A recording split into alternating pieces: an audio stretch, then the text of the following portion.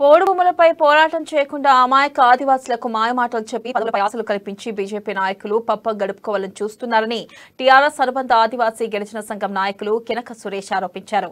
ఆదిలాబాద్ పట్టణంలోని press club లో ఏర్పాటు చేసిన మీడియా సమావేశంలో బీజేపీ నాయకుల తీరుపై మండిపడ్డారు.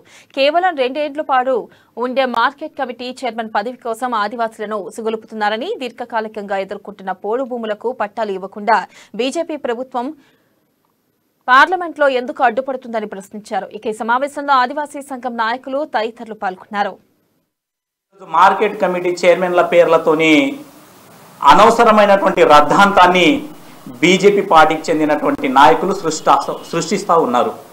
వాస్తవానికి ఆదివాసుల ప్రధానమైన సమస్య మార్కెట్ కమిటీ చైర్మన్. అది 2 సంవత్సరాల కాల పరిమితిలో పనిచేస్తుంది.